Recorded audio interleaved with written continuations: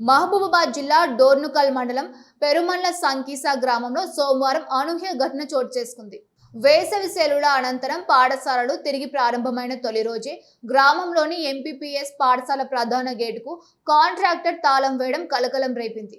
పాఠశాలకు వచ్చిన విద్యార్థులు వారి తల్లిదండ్రులు గేటు వద్ద నిలిచిపోవాల్సిన పరిస్థితి ఏర్పడింది. గ్రామంలోని పాఠశాలలో గత ప్రభుత్వం చేపట్టిన మన ఊరు మనబడి కార్యక్రమం కింద 2 ఏళ్ల క్రితం అభివృద్ధి పనులు చేపట్టారు. ఈ పనులు సుమారు 40 లక్షల రూపాయల విలువైన టెండర్ను కాంట్రాక్టర్ రామనాథం దక్కించుకొని కొత్త తరగతి గదుల నిర్మాణం, పాఠశాల మౌలిక సదుపాయాల అభివృద్ధి వంటి పనులు పూర్తి చేశారు. ఈ పనులకు సుమారు 40 లక్షల రూపాయల విలువైన టెండర్ను కాంట్రాక్టర్ రామనాథం దక్కించుకొని కొత్త తరగతి గదుల నిర్మాణం, పాఠశాల మౌలిక సదుపాయాల అభివృద్ధి వంటి పనులను పూర్తి చేశారు. అయితే పనులు పూర్తయి పెండింగ్ బిల్లులు రాకపోవడంతో పాఠశాల గేటుకు తాళం వేశారు. అధికారుల దృష్టికి తీసుకువెళ్లేందుకు ఎన్నో ప్రయత్నాలు చేసినా స్పందించకపోవడంతో పాఠశాల గేటుకు తాళం వేసి నిరసన వ్యక్తం చేస్తున్నట్టు తెలిపారు.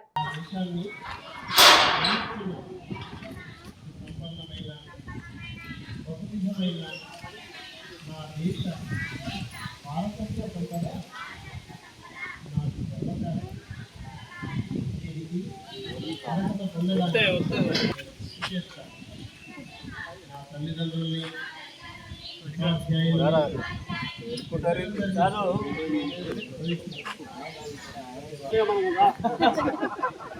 పోయితే మాకు బాధపడలేదు. కొంచెం వెనక జరగండి. ప్రతిజ్ఞ చేస్తున్నాను. వారి శ్రేయోభివృద్ధినే